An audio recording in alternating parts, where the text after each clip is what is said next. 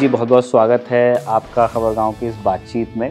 जिस इलाके की मिट्टी की खुशबू है मेरे अंदर, उस खुशबू में कोई चुल जैसी भी चीज़ होती है। पिताजी नहीं थे, एक मिट्टी का कमरे का, एक कमरे का, दो कमरे का घर। तब मैंने पहली बार 1 साल ट्यूशन पढ़ाई और पहली बार जूता खरीदा था। और जब अन्ना हजारे जी का आंदोलन हुआ, उस सवाल का जवाब मिला, कब तक इंतजार करेंगे कि भगत सिंह पड़ोसी घर में पैदा हो। ये इल्जाम लगाया जाता है कि पीछे से मैनेज किया गया है आंदोलन को, बट ऐसा कहीं नहीं था कि कोई एक सामाजिक सांस्कृतिक राजनीतिक संगठन जो है इस पूरे आंदोलन को चला रहा था। लोग सीधे संग पढ़ लेंगे उसमें। जो भी पढ़े लोग, योगेंद्र यादव थे, आशुतोष थे, कुमार विश्वास, इन लोगों से अभी भी बात होती है आप लोगों? नहीं। आप लोगों के आलोचक ये कहते हैं 14-15 स्कूल आम आदमी पार्टी ने बनवा दिए हैं, ब्रांड कर दिए हैं और उनके नाम वो लोग लेते हैं। बाकी स्कूलों का इतने तो हमारी विधानसभा में। हेल्थ को लेकर सरकार की ओर से उनके पास कोई एश्योरेंस नहीं है, तो क्या करें?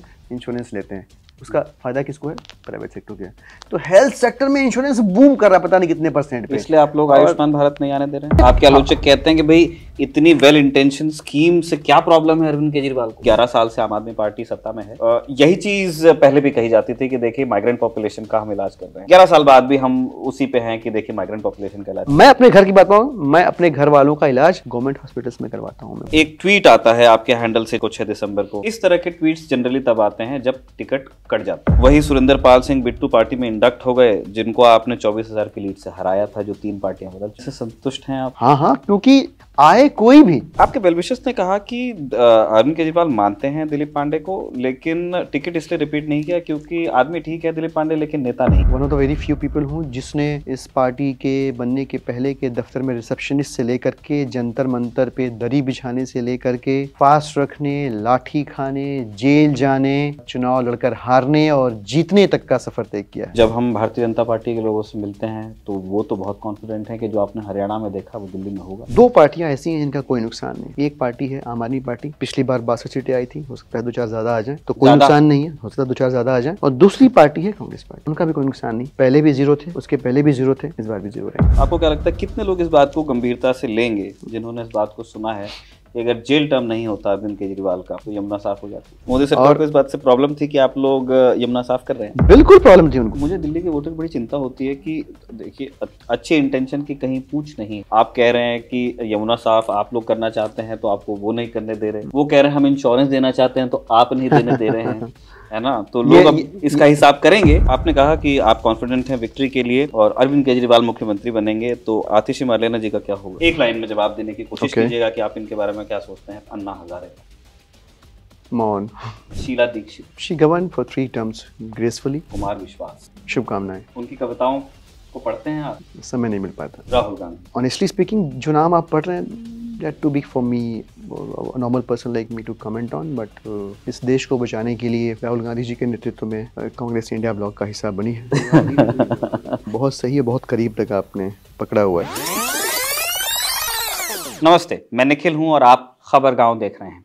खबरगांव के स्टूडियो में आज तशरीफ लाए हैं दिल्ली की तिमारपुर विधानसभा से विधायक और दिल्ली विधानसभा में आम आदमी पार्टी के मुख्य सचेतक दिलीप पांडे। दिलीप पांडे का परिचय लेकिन सिर्फ इतना ही नहीं है, बड़ी फिल्मी कहानी रही है उनकी अपनी ज़ाती भी। 60-70 लाख के पैकेज पे हांगकांग में काम कर रहे थे। अन्ना आंदोलन के वक्त गांधी को खोजते हुए वापस लौट आए। कई लोगों ने साथ छोड़ दिया, लेकिन वो अरविंद केजरीवाल के साथ में बने भी रहे। उसका इनाम भी मिला, अपनी पार्टी में सह संयोजक बने, संयोजक बन गए, विधायक बन गए और मुख्य सचेतक तो वो बने ही बने। एक बदलाव ज़रूर हुआ है, इस बार पार्टी ने उन्हें टिकट नहीं दिया है, लेकिन दिलीप पांडे के शब्दों में वो अपनी पार्टी के भीतर नई जिम्मेदारियों के लिए तैयार हैं। दिलीप जी बहुत बहुत स्वागत है आपका खबरगांव की इस बातचीत में। तो दिलीप जी, पहला और रवायती सवाल जो आपसे हर इंटरव्यू में पूछा जाता है, लोग जानना चाहते हैं कि गाज़ीपुर से हांगकांग और फिर हांगकांग से अनशन तक की जो आपकी यात्रा थी, उसमें आपके दिमाग में क्या क्या चीज़ें आई हैं? क्योंकि इतनी वैरायटी बहुत कम लोगों के जीवन में होती है। तो बिल्कुल वैरायटी के पीछे मैं कई बार सोचता हूँ कि क्यों इतनी वैरायटी आई। तो मुझे लगता है कि मैं बड़ा संशय में जिया हूँ, दुविधा में जिया हूँ। तो ये भी करके देखता हूँ, वो भी करके देखता हूँ, और इस क्रम में बहुत सारी चीज़ें कर डाली। और गाज़ीपुर भी नहीं, गाज़ीपुर में एक छोटा सा कस्बा है ज़मानिया, और पीपे का पुल होता था जहाँ। बिल्कुल बिल्कुल, बहुत सही है, बहुत करीब तक आपने पकड़ा हुआ है। तो ज़मानिया से हांगकांग तक पहुंचा और हांगकांग से फिर स्वदेश लौटा। एक ख्याल लगातार मन में जो रहा वो ये कि यार सिर्फ अपने लिए नहीं जीना है, अपने लिए तो सब जीते हैं। और बात ये रही कि कभी अवसर नहीं मिला कि अपने लिए अगर नहीं जीना है सिर्फ, तो कैसे अपना एक शरीर, अपनी एक बुद्धि, उसके अंदर अपना एक मन लेके साफ, कैसे सबके लिए जिए। और जब अन्ना हजारे जी का आंदोलन हुआ तो उस सवाल का जवाब मिला कि नहीं, इसके ज़रिए शायद ये सुनिश्चित हो सकता है कि हम औरों के लिए भी जी सकें। इनफैक्ट जब मैं हांगकांग में था तब यह ख्याल और मजबूत हुआ, ये विचार और प्रबल हुआ कि यहाँ रह के विदेश में अपने को भारतीय कहना, मुझे लगता है कि ये ठीक बात नहीं है कि अगर आपका दिल हिंदुस्तान में आपके जो भाई बंधु हैं उनके लिए धड़कता नहीं है, उनके लिए कुछ करने की ख्वाहिश नहीं पैदा होती है और आप खाली नेशनलिटी शेयर कर रहे हैं, तो ये बहुत अपर्याप्त बात है। टेक्नोलॉजी में करियर था आपका? जी बिल्कुल, मैंने आई बिन इंजीनियर, मैंने MCA किया हुआ है और कंप्यूटर इंजीनियर रहा।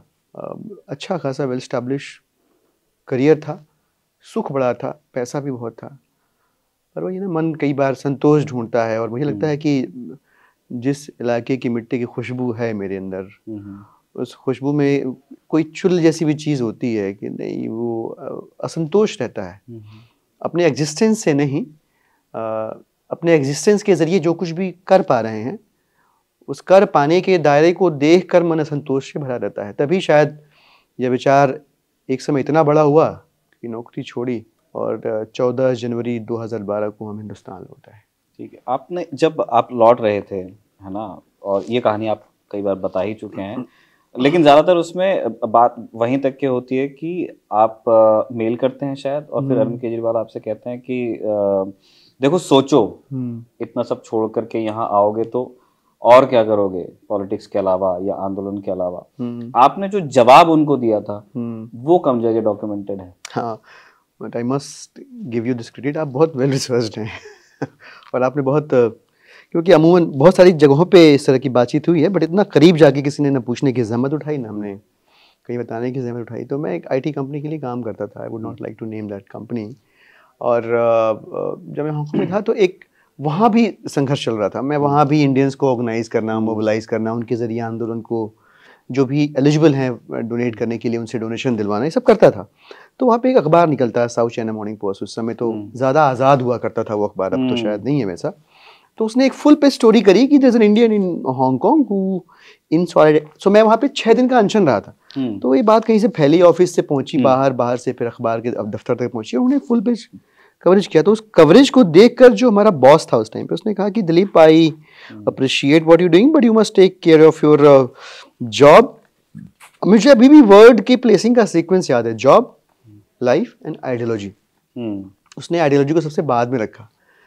तो मैंने उसको रिप्लाई किया कि thank you so much for your concern and appreciation, and I think I know how to take care of. और मैंने इन तीनों शब्दों का ऑर्डर रिवर्स कर दिया था उस ईमेल में, सिर्फ 2-3 लाइन का जवाब दिया। मैंने कहा I know how to take care of my ideology, life and job. और उसने फिर मुझे टोका नहीं। जब मैंने पेपर डाले तो एक बार उसने कहा कि अगर यहाँ सेटिस्फाइड नहीं हो तो कहीं और किसी और कंट्री में चले जाओ, वहाँ पे देख लो।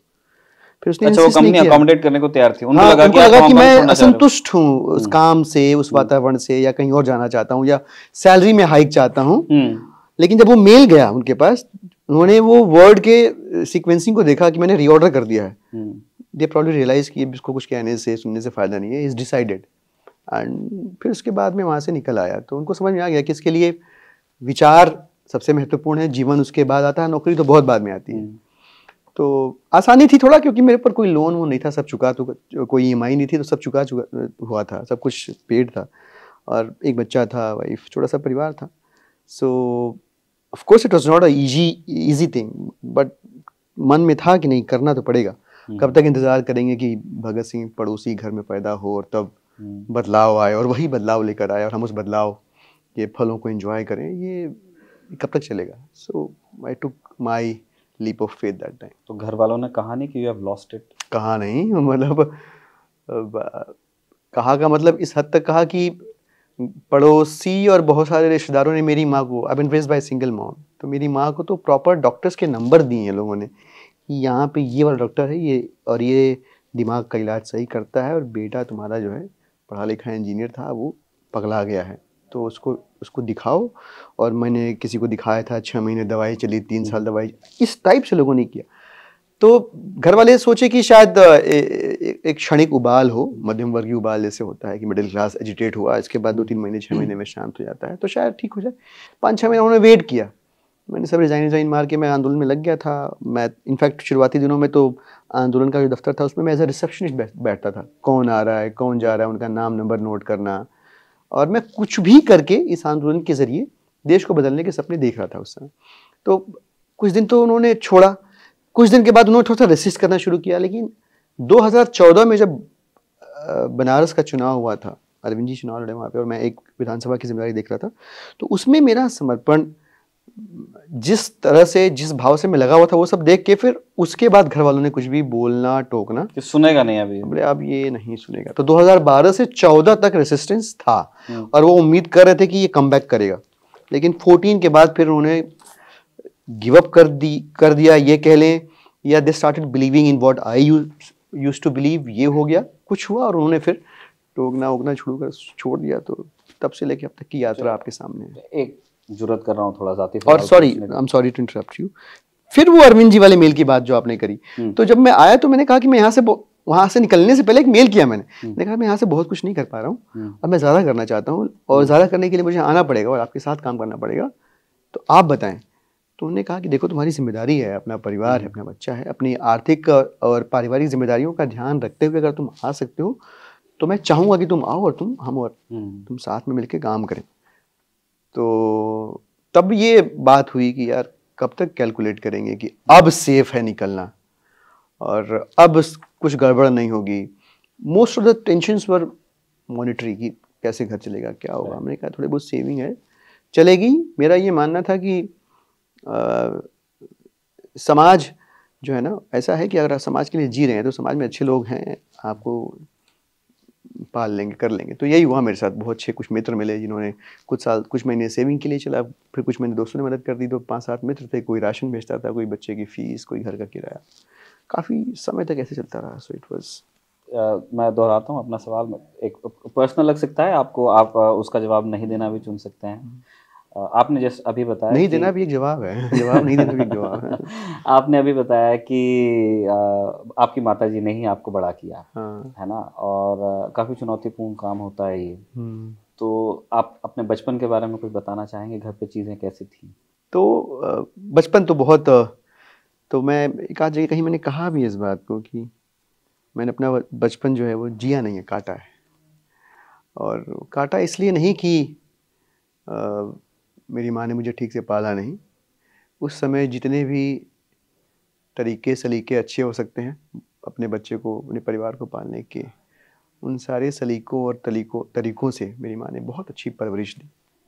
लेकिन क्या करती थी वो?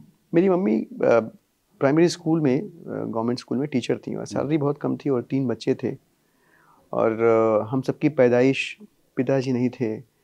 तो पैदाइश के समय एक मिट्टी का कमरे का, एक कमरे का, तो कमरे का घर था, मिट्टी का था, उस पर टिन शेड और खपरेल पड़ी रहती थी। तो अब धीरे धीरे मम्मी सैलरी में एडवांस लेके एक एक कमरे बनवाने की कोशिश करती थी। तो एडवांस लेती थी तो सैलरी और कम हो जाती थी। तो मतलब सिचुएशन ये थी कि हम मनाते थे कि कोई बीमार ना पड़े गलती से। कोई बीमार पड़ गया तो महीने भर का जो सिस्टम है वो पूरा हिल गया। ऐसे करके धीरे धीरे धीरे धीरे संघर्ष में इसमें बीता। बहुत सारी कहानियाँ हैं, बहुत सारी दिक्कतें हैं बचपन की। Just to give an overview कि अब के बच्चे हमारे पास खेलने के लिए कंचे, गिल्ली डंडा और टूटी हुई साइकिल का टायर, ये सब चीज़ें हुआ करती थी खेलने के लिए और बहुत खुश रहते थे हम इन सीमित संसाधनों में। टेलीविज़न वगैरह तो बहुत दूर की बात है। मतलब मुझे just to set the records right, मैं जब 11वीं क्लास में था, और मैंने पहले भी एक आध जगह इसका जिक्र किया हुआ है, तब मैंने पहली बार ट्यूशन पढ़ा के 1 साल ट्यूशन पढ़ाई और पहली बार जूता खरीदा था। तो उसके पहले मेरे पास जूता नहीं था। तो आप कल्पना कर सकते हैं कि सर्दियाँ कैसे कटती रही होंगी। तो हमारे पास स्कूल ड्रेस का एक जूता हुआ करता था। बहुत ठंडी लगी तो मोज़ा जो फटा पुराना है वो पहन लिया जूते के साथ, अदरवाइज़ मोज़ा और चप्पल पहन लीजिए बहुत है, इससे ज़्यादा नहीं। और चप्पल में भी हमारे पास हवाई चप्पल हुआ करती थी। सैंडल का कॉन्सेप्ट नहीं था। लेदर की चप्पलों का या रेक्सिन की चप्पलों का कोई कॉन्सेप्ट नहीं था, कुछ भी नहीं था।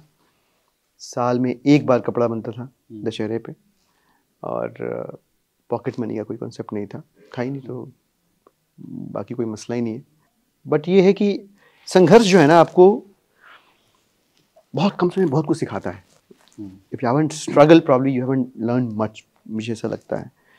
तो जैसा भी जीवन रहा, कम उम्र में उस तरह की ज़िंदगी ने बड़ा किया, मैच्योर किया, समझ पैदा की दुनिया की, दुनियादारी की। और सबसे बड़ी चीज़ ये रही कि हमारे नाना जी ने हमारे को पाल पोस के बड़ा किया। मुझ में, मैं कहता हूँ कि मुझ में जो कुछ भी अच्छा है सब उनका दिया हुआ। 2020 में उनका देहांत हुआ, और मुझे लगता है कि अभी भी मेरे अंदर अपने आइडियाज़, अपने थॉट्स, अपनी आइडियोलॉजी के ज़रिए ज़िंदा हैं, और मुझे अभी भी गाइड करते रहते हैं। सो उन्होंने जो सिखाया, जो बताया, जो पढ़ाया, उसकी बदौलत आज जो भी टूटा फूटा किरदार दिलीप पांडे नाम का है वो है इस दुनिया में। ये पूछने के ना दो कारण थे, मैं अब बताता हूँ। एक तो मतलब जैसे आपके कपड़े, आपकी अंग्रेजी, आपकी किताबें देख के लोगों को लगता है कि बहुत मजबूत परिवार से आते होंगे, है ना। जो नौकरी को लात मार के क्रांति, क्योंकि वो एक वो है ना कि जिसका पेट भरा होता है वो क्रांति में उतरता है टाइप्स। और दूसरा ये, जब आप बता रहे थे चीज़ें, तो my mother is an army wife, father army में थे, तो आर्मी में बहुत टाइम नहीं होता है, तो जो फौजियों के बच्चे होते हैं वो माएँ ही पालती हैं, और वो इतना बड़ा होते तक कि वो माँ के ही पास रहता है। करेक्ट। तो और वो बड़ी मजबूत महिलाएं होती हैं। हाँ, स्टबॉर्न, जिद्दी होती हैं। हाँ, मजबूत होती हैं, अपने आइडियाज़ को लेकर। तो बच्चे को पैदा करके बड़ा करके स्कूल भेजना, राशन लाना, वो सारी चीज़ें कर लेती हैं। तो इसलिए मैं, आपने जब बताया कि उन्होंने ऐसी अकेले माँ सारी अपने आप चीज़ें, में पूरा परिवार होती हैं, वो सिर्फ माएँ नहीं होती हैं, हाँ, पूरी वो फैमिली माँ बाप होती सब है, है, सब हैं। वो पीटीएम भी जाएगी, वो सब कैंटीन भी करेगी। जाएगी, वो घर भी देख लेगी। आपका किसी से पंगा होगा, लड़ भी जाएगी, हाँ। वो सब करेगी। ये आपका बचपन आपने बताया कि बड़े कष्ट में बीता, फिर उसके बाद टेक्नोलॉजी की पढ़ाई आपकी कहाँ कहाँ से हुई है? So I owed it to my mom and education. मेरे नाना जी ने ना एजुकेशन की, तालीम की इम्पोर्टेंस को बहुत सलीके से समझा। वो सिर्फ 7वीं पढ़े थे। वो बताते हैं कि 7वीं क्लास में जब मैं गया उस समय, तो अंग्रेज़ी अलग से पढ़ने का 1 रुपया फ़ीस लगता था, और फ्री में लैंग्वेज जो पढ़ाते थे वो उर्दू पढ़ाते थे। तो मैंने उर्दू पढ़ी, क्योंकि 1 रुपया था नहीं एक्स्ट्रा हमारे पास पढ़ने के लिए, अंग्रेज़ों के ज़माने की बात। बट ही हैड रियलाइज़ कि अगर पीढ़ियाँ बदलनी हैं तो तालीम से, इल्म से बेहतर कोई चीज़ नहीं है। लिहाजा उस ज़माने में मेरी माँ को उन्होंने खूब अच्छे से सलीके से पढ़ाया, and she became a teacher, and तभी से सब कुछ सारी चीज़ें बेहतर होनी शुरू हो गई। मैंने वैसे तो ग्रेजुएशन किया हुआ था, पर कंप्यूटर्स में इंटरेस्ट था मेरा काफ़ी। मैंने इंग्लिश, इकोनॉमिक्स और साइकोलॉजी पढ़ाई करी हुई है, और हिंदू डिग्री कॉलेज है ज़मानिया कस्बे में ही, वहीं से पढ़ाई करी हुई है। लेकिन कंप्यूटर में इंटरेस्ट था, तो हमारे यहाँ जब आपने अगर बीए कर लिया तो आईएएस बन जाओ, पहला प्रेशर तो ये होता है। तो मुझे बोला गया कि आईएएस पीसीएस कुछ बन जाओ, तो मैं लगा तैयारी करने में, कानपुर चला गया। इकोनॉमिक्स में स्टैट्स थी, तो मैंने स्टैट्स से यूपी पीसीएस की तैयारी शुरू कर दी। पीसीएस में एग्ज़ाम दिया, लेकिन लगा कि अक्सर मैं रेलवे के रिजर्वेशन सेंटर पे कंप्यूटर देखता था, तो बड़ी रुचि जागती थी। उसके पहले तो कंप्यूटर छूना देखना बहुत बड़ी बात थी। यार ये बड़ी तगड़ी चीज़ है।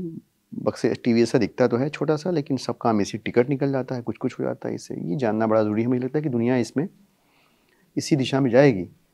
तो मम्मी से बात करी, कोई था नहीं गाइड करने वाला, तो मम्मी को बताया कि मम्मी ये अच्छा है, इसका भविष्य है, ये कर लेते। मैं करो, फीस कहाँ से आएगा? तो मम्मी बोली अब छोड़ो फीस का चिंता, तुम पढ़ना है तो पढ़ो। तो तैयारी करने चला गया। एमसीए कर लिया, तो फिर तो चीज़ें अच्छी रही। 10-12 साल विदेशों में रहा नौकरी करते हुए। ठीक है, फिर वहाँ से आपने देखा अन्ना उपवास पे बैठते हैं करप्शन के खिलाफ, और उससे आप बड़े प्रभावित होते हैं, हिंदुस्तान लौट। That was the frame that changed my life. जी, तो जब आप वापस आते हैं और उसमें शामिल हुए, और उसके बाद फिर एक फ्रैक्चर का समय आया उस आंदोलन में कि पार्टी बनाएंगे या नहीं बनाएंगे। जैसे योगेंद्र यादव वगैरह को तो क्लैरिटी थी, उनका था कि मैं पढ़ा भी यही रहा हूँ, है ना, कि एक मूवमेंट चल रहा है, और मूवमेंट को कन्वर्ट होना, एक मेटामॉर्फोसिस होगा, वो बच्चों को भी यही पढ़ा रहे हैं कि भाई इसके बाद एक पॉलिटिकल पार्टी बनेगी जो व्हीकल होगा चेंज का। तो वो उस क्लैरिटी से आ रहे हैं कैट्स की, है ना। अरविंद जी के दिमाग में उनकी चीजें होंगी, आपके दिमाग में क्या था अन्ना और अरविंद केजरीवाल में से किसी एक को चुनते हुए? तो मुझे तो ऑनेस्टली बताऊं तो मैं तो वो तस्वीर देख के अंदर से हिला था। I still remember the day मैं ऑफिस से लौटा, और हम लोग वहाँ पे लैपटॉप पे न्यूज़ देखते थे इंडिया की, तो लैपटॉप खोला और खाना आया और खाते खाते मैं रुक गया, बोले यार ये बूढ़ा आदमी हमारे लिए अनशन पे है यार, अनाज नहीं खा रहा है और मैं यहाँ पे बैठ के आराम से खा रहा हूँ। और भी कहते हैं बहुत सारे समझदार लोग कि कई बार सही या गलत के होने ना होने में एक पल जिम्मेदार होता है। उस पल के अंदर आप में से क्या आपको डोमिनेट कर ले जाए। इंसान डोमिनेट कर ले गया तो कुछ अच्छा कर जाएंगे, शैतान डोमिनेट कर गया तो कुछ बुरा कर जाएंगे आप। तो उसमें ना उस समय पता नहीं भगत सिंह डोमिनेट कर गए कि क्या हो गया। मैंने कहा यार मैं भी नहीं खाऊंगा, कब तक नहीं खाऊंगा पता नहीं था, मेरे नहीं खाने से क्या बदलेगा ये भी नहीं पता था। पर मुझे लगा कि वो हज़ारों लाखों आवाज़ों में एक आवाज़ मेरी तो होनी चाहिए। आवाज़ एक्चुअली कहीं पहुँचे ना पहुँचे, बट हम तो सुन रहे हैं ना, हम तो अपने को जान रहे हैं ना, हम तो हमारे हिंदुस्तान में हमारे एग्जिस्टेंस से क्या कंट्रीब्यूशन हो रहा है बदलाव की दिशा में, जो लोग बढ़ रहे हैं उस दिशा में, वो तो हम समझ रहे हैं ना। तो आई डिसाइडेड कि मैं खाना नहीं खाऊंगा, और वो मैंने खाना छोड़ दिया था। तो फर्स्ट इंस्टेंस तो यही था जब मैं प्रभावित हुआ। पर जब मैं आया यहाँ लौट के, उसके पहले ही मुझे समझ में आ गया था कि अन्ना जी तो इस आंदोलन का करुणामयी चेहरा है। इस आंदोलन के पीछे की जो सूक्ष्म और तीक्ष्ण बुद्धि है वो अरविंद केजरीवाल जी हैं, जो बहुत नेक नियत से इस आंदोलन को आगे लेकर बढ़ रहे हैं, और इस भाव के साथ कि इस आंदोलन से देश में बदलाव हो और एक भ्रष्टाचार मुक्त भारत की समाज की स्थापना हो। वो बात मुझे इनिशियली नहीं समझ में आई थी, पर बाद में वो बात समझ में आई। तभी मैंने फिर अन्ना जी के साथ कम्युनिकेट करने का तरीका था नहीं, तो मैंने फिर अरविंद जी के साथ कम्युनिकेट करना स्टार्ट किया। कम्युनिकेट करने का तरीका नहीं था, ईमेल था। मतलब मेरे पास तो अन्ना जी का कोई मोबाइल नंबर नहीं था, कुछ भी नहीं था, जबकि अरविंद जी उस समय ईमेल वगैरह रिस्पॉन्ड करते थे। तो मैंने ये भी पढ़ा था कि जनुकपाल बिल जो है ना वो ICAC हांगकांग से भी इन्फ्लुएंस्ड है, हेविली इन्फ्लुएंस्ड है। इंडिपेंडेंट कमीशन अगेंस्ट करप्शन वहाँ पे बना हुआ था UNCAC की ट्रीटी के साइन होने के बाद, जहाँ बहुत सारे देशों ने United Nations convention against corruption की एक ट्रीटी थी वो साइन करी थी। हिंदुस्तान ने भी साइन किया था 1995 में या शायद कब। तो ICAC की स्टडी करी मैंने, उनके ऑपरेशंस के हेड थे मिस्टर टोनी कुआक, उनसे मीटिंग करी, उनके आइडियाज मैं अरविंद जी से शेयर करता रहता था। तो he knew that I am a sincere guy, गंभीर आदमी है।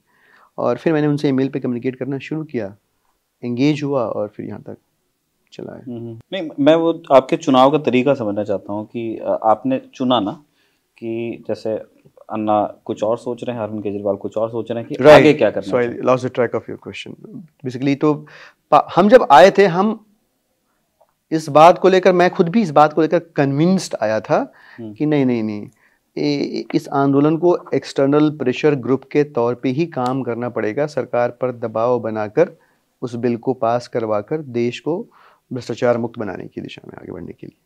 इस बात को लेकर मैं कन्विंस था। लेकिन जब यहाँ आया और आने के बाद इसके पहले 2 घटनाएं हो चुकी थी। एक घटना आपकी जो सरकार ने लिख के दिया, और दूसरी MMRDA वाली जो एपिसोड थी, इसमें सबने कहा कि आंदोलन खत्म हो गया, लोग नहीं आया, भ्रष्टाचार मुद्दा नहीं रहा। और तब मुझे रियलाइज़ हुआ कि यार असल में तो जड़ इस सिस्टम के अंदर है। इस सिस्टम को चला कौन रहा है? जो इलेक्टेड्स हैं वही एग्जीक्यूटिव्स को चला रहे हैं, रूल कर रहे हैं, यही जड़ है। और इस जड़ के अंदर अगर हम कुछ बदलाव करेंगे, इसको दुरुस्त करेंगे, तभी जाके जो है बाकी चीज़ें ठीक होंगी।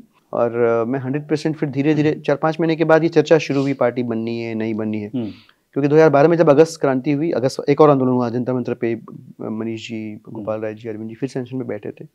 उसके बाद फिर पार्टी बननी नहीं बननी, इसके ऊपर एक रेफरेंडम शुरू हुआ था, जिसमें 80% लोगों ने कहा कि नहीं अब बनानी ही पड़ेगी। और तब तक बहुत सारे उस समय के रूलिंग पार्टी के नेताओं के बहुत सारे बयान आ गए थे कि हिम्मत है तो पार्टी बनाओ, चुनाव लड़के दिखाओ।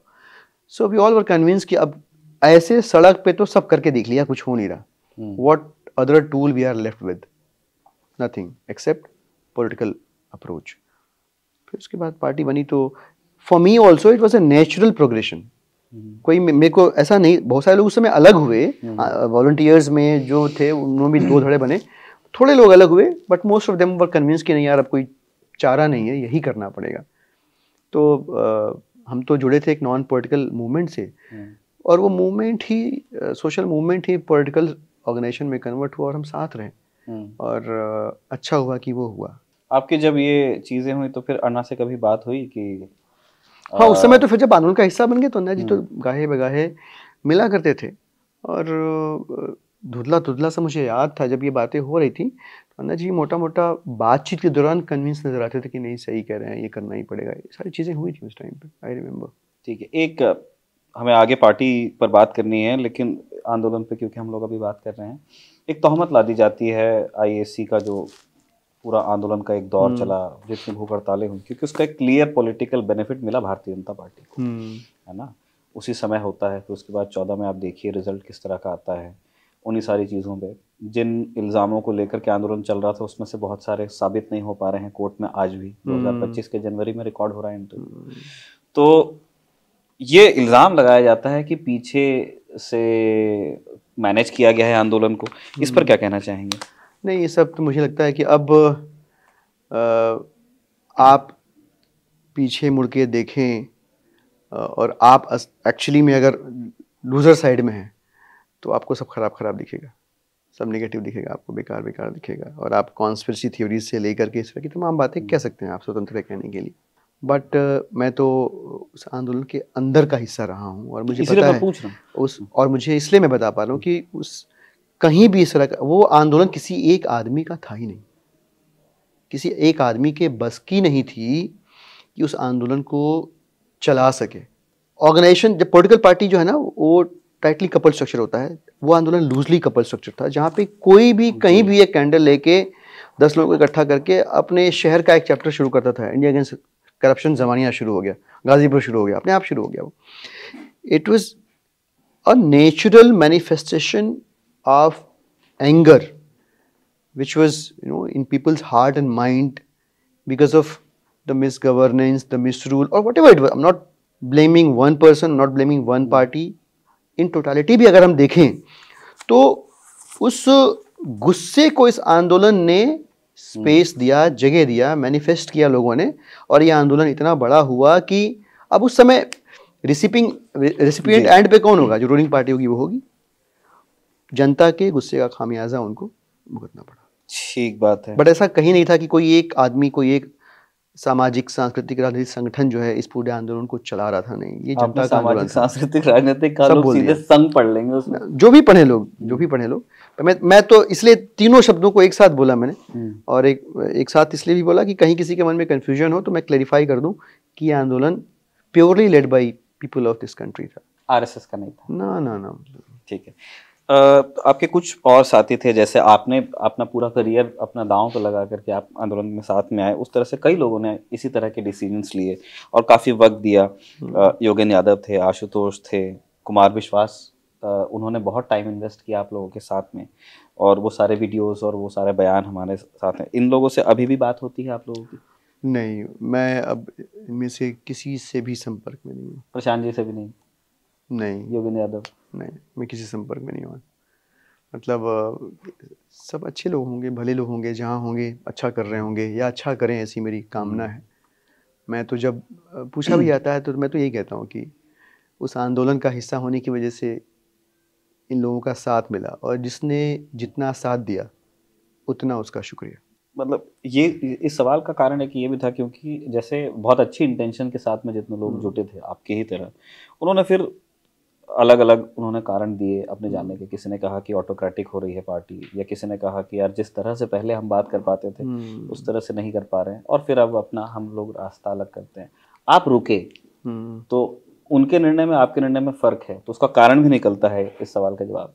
नहीं, देखिए, अब एक बार साथ छूट जाने के बाद आप आलोचना करें, आप अनुशंसा प्रशंसा करें, वो आपका चुनाव है, आपका निर्णय है।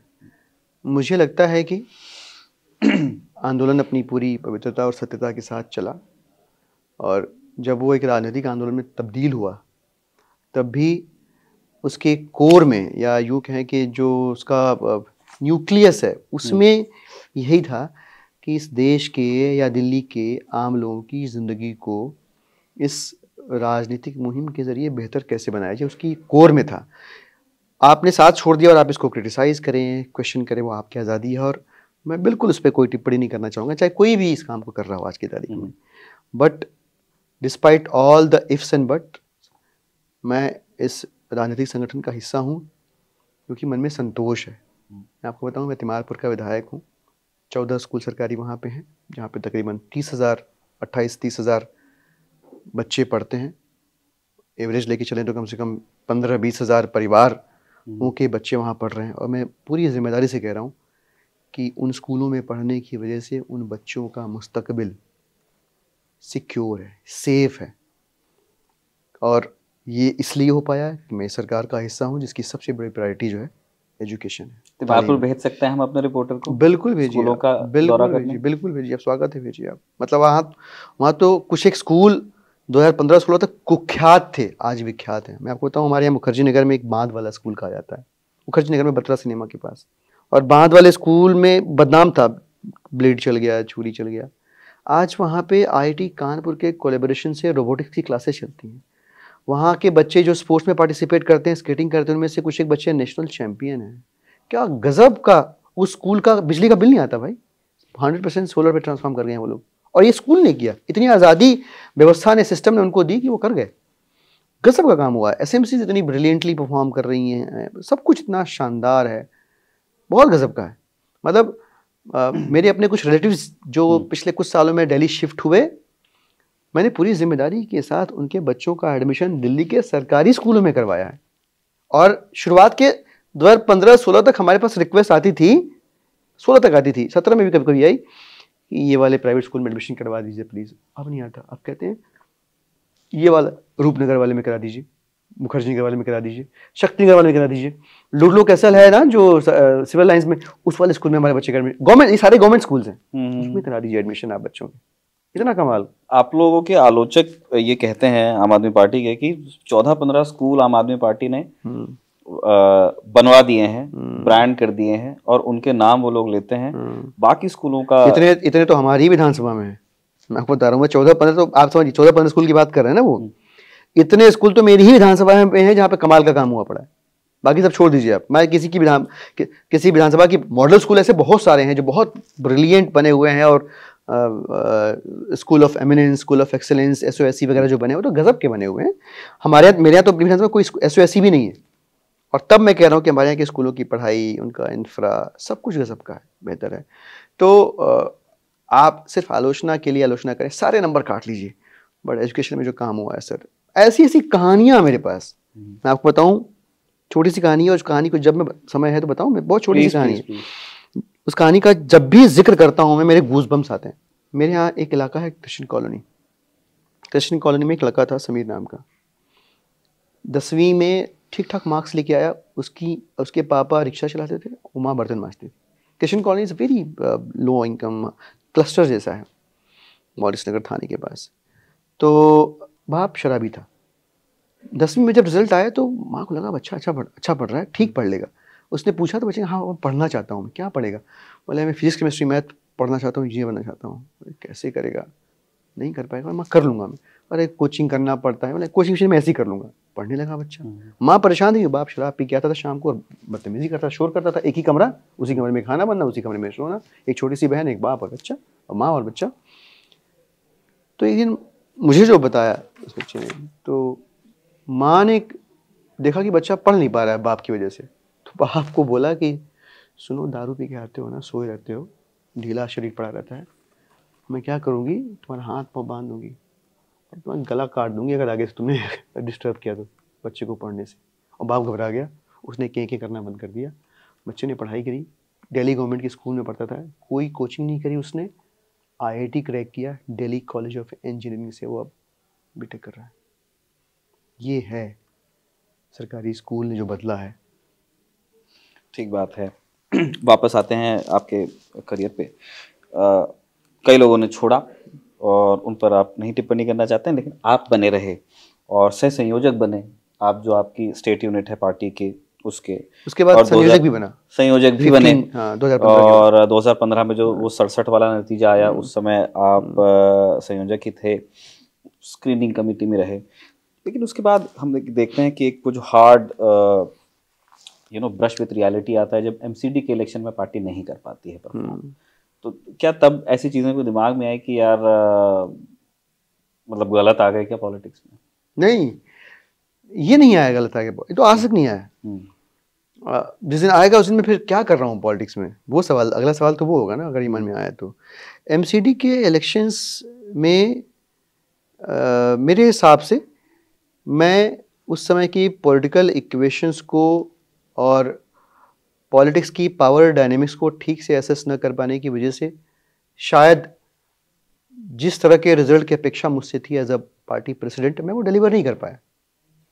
और इसकी बहुत ईमानदारी से जिम्मेदारी लेते हुए मैंने फिर रिजल्ट्स के आने, आई थिंक 49 सीटें आई थी, 48 या 49, मैंने डिज़ाइन कर दिया कि भाई अब मुझे लगता है कि मैं गलत हो रहा हूँ, तो कुछ नए लोग आने चाहिए और उन नए लोगों को अपने कंधों पे जिम्मेदारी लेके इस पार्टी को आगे बढ़ाने के ऊपर काम करना चाहिए, क्योंकि इस पार्टी ने एक उम्मीद का दिया रोशन किया है और ये दिया अभी भी रोशन है हज़ारों तूफानों से लड़के, तो कोई और फानूस बने ताकि ये दिया बुझे ना और इससे फिर और मशालें रोशन हो, अलग अलग राज्यों में आज पार्टी पहुँचे। और ये हुआ फिर 17 के बाद पार्टी पंजाब में, मेरे हिसाब से तो वो ब्रिलियंट परफॉर्मेंस थी, 22 सीटें आई थी, फिर सेकेंड अटेम्प्ट में वहाँ पे सरकार बनी हिस्टोरिक मैंडेट के साथ।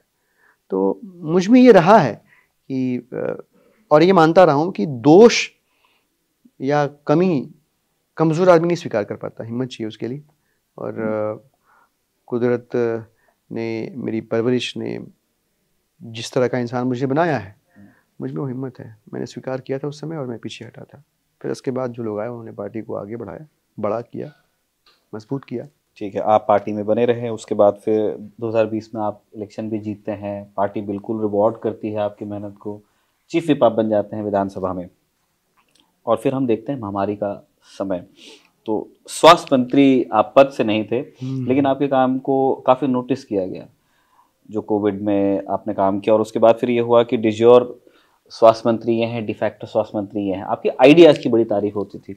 तो मैं कुछ आपसे स्वास्थ्य को लेकर भी बात करना चाहता हूँ। पहले मुझे ये बताइए कि आप लोग तब पाबंद नहीं थे जब दिल्ली में महामारी का वक्त आया, किस किस्म की आपको गुंजाइश नज़र आई कि कौन सी तैयारी में दिल्ली की कमी रह गई थी? देखिए, पहली चीज़ तो ये कि कोविड, जो कहते हैं सिल्वर लाइनिंग वाली बात कहते हैं, वो तो ऐसी आपदा थी कि अभी भी रूह कांप जाती है और उस बारे में सोचने का मन नहीं करता, ऐसा लग रहा था कि दुनिया ही ख़त्म हो जाएगी।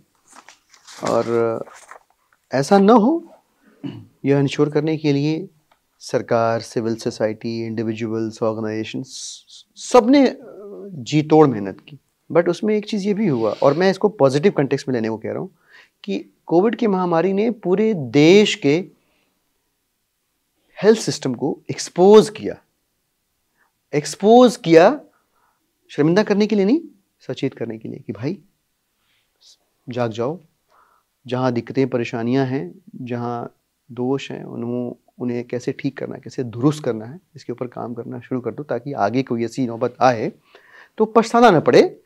और ये मैं कह रहा हूँ सिर्फ दिल्ली के कंटेक्स्ट में नहीं, दिल्ली ने तो बहुत ब्रिलियंट काम किया, बेड के अरेंजमेंट से लेकर के आईसीयू बेड्स और बाकी रेगुलर बेड्स की अवेलेबिलिटी को दिखाने के लिए ऐप लॉन्च करने से लेकर के उस समय सीएम रेप्स बनाए गए अस्पतालों में, जो पब्लिक से कनेक्ट में रहे, एंगेज करके रखा लोगों को, और जनता और सरकार की व्यवस्थाओं के बीच किसी भी तरह का अगर गैप ना हो, और हो भी तो विश्वास का गैप ना हो, यह सुनिश्चित करना एक बड़ा दायित्व था। उसको भी निभाया बखूबी दिल्ली की सरकार ने।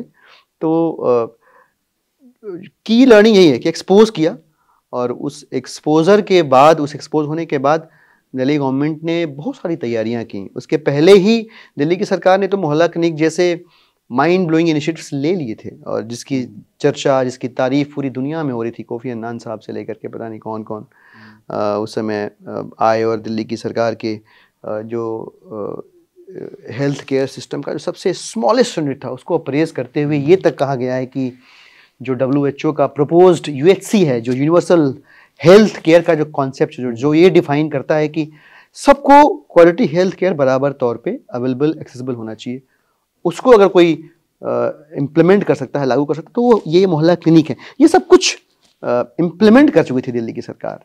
फिर भी कहीं कुछ अगर कमियां नजर आई, तो उसको सरकार ने बैकफुट पे जाने की बजाय एकदम सामने आके स्वीकार करते हुए, अपनी जिम्मेदारी मानते हुए उसको ठीक किया, दुरुस्त किया।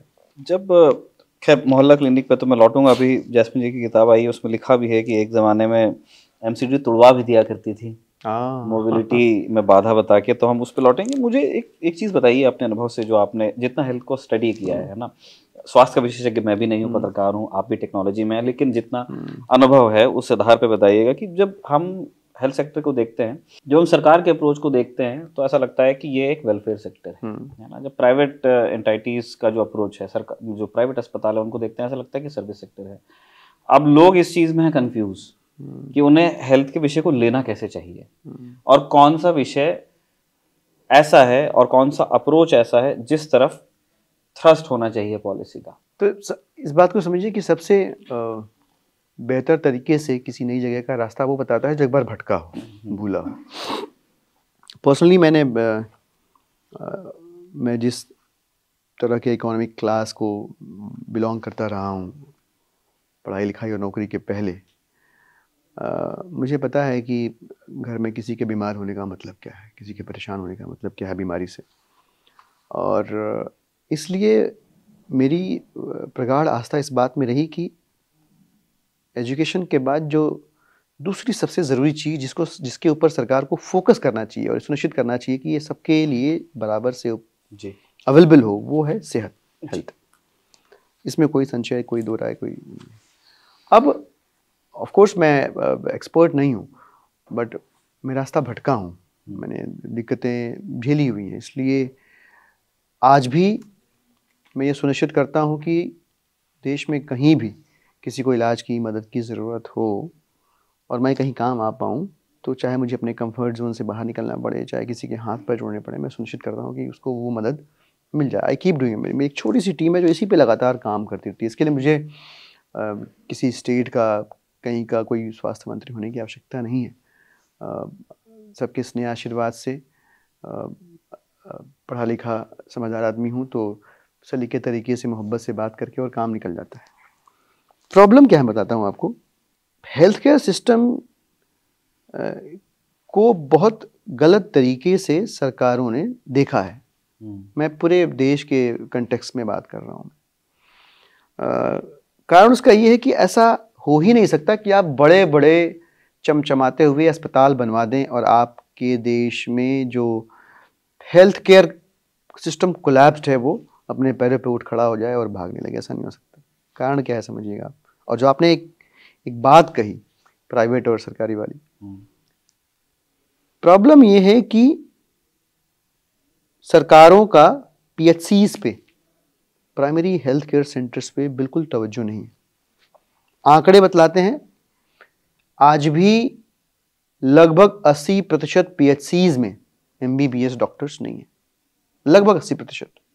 इनफैक्ट उनमें से बहुत सारे तो सिर्फ नर्स के भरोसे, नर्स कंपाउंडर यही मिलता है। इसमें से भी बताते हैं लोग कि 77-78%, और ये नंबर सब लेटेस्ट 2020-22 के आसपास के नंबर्स हैं, आप गूगल करेंगे मिल जाएगा। स्टाफ ही नहीं है और सारी समस्या यही है।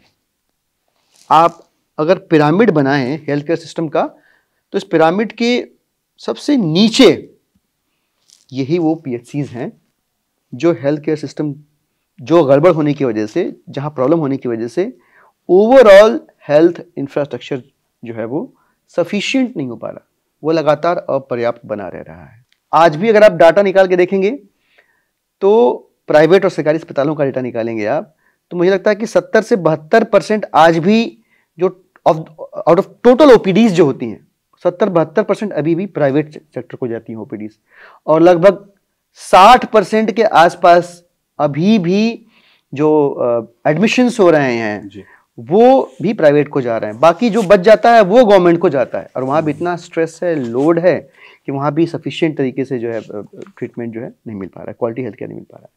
तो वजह क्या है? सरकारों ने हेल्थ इंफ्रास्ट्रक्चर को ठीक करने की जिम्मेदारी अपने कंधों पर लेना बंद कर दिया। दिल्ली सरकार ने लिया, समाधान क्या दिया? मोहल्ला क्लिनिक। मोहल्ला क्लिनिक इज द सॉल्यूशन। मैं क्यों कह रहा हूं, आप समझिए इस बात को। अभी भी लगभग जो जितने भी मरीज अस्पतालों की रुख करते हैं, 90% ऐसे हैं कि उनकी जो बीमारियां हैं उसके लिए उन्हें किसी बड़े अस्पताल में जाने की जरूरत नहीं है। उनको जाना इसलिए पड़ता है कि उन बीमारियों का, जब वो बीमारियां अपने बहुत छोटे स्वरूप में थी तब उनका ट्रीटमेंट नहीं किया गया, लिहाजा वो बड़ी हो गई, और बड़ी हो गई तो फिर उनको वहां तक जाने की जरूरत पड़ रही है। सर्दी खांसी थी, ध्यान नहीं दिया, इलाज नहीं करवाया तो निमोनिया में कन्वर्ट हो गया, ब्रोंकाइटिस हो गया, ठीक है, तब उनको बाहर बड़े अस्पताल में जाने की जरूरत पड़ रही है। और इंफ्रास्ट्रक्चर का हाल ऐसा है कि कई किलोमीटर तक कुछ है ही नहीं, मामला ही नहीं है।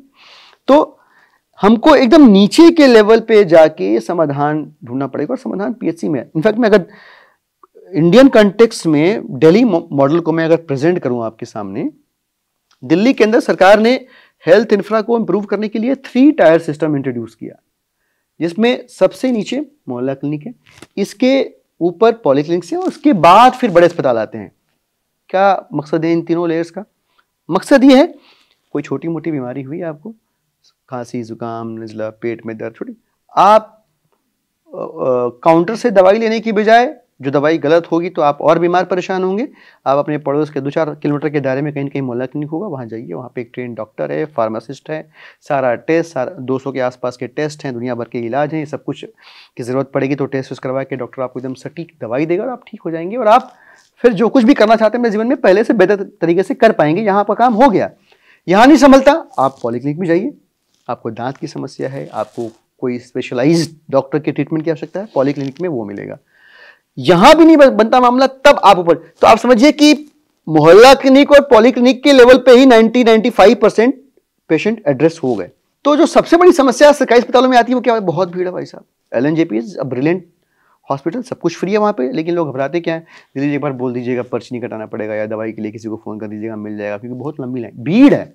70% लोग दिल्ली के बाहर के, वो अलग बात है, और दिल्ली फख्र महसूस करती है, उन तमाम लोगों का स्वागत करती है कि वो दिल्ली के अस्पतालों में आए और यहाँ इलाज करवाएं, लेकिन वहाँ भीड़ है क्योंकि नीचे के लेवल पे बाकी के राज्यों में कुछ उपलब्ध नहीं है। दिल्ली में है, बाकी के राज्यों में नहीं है।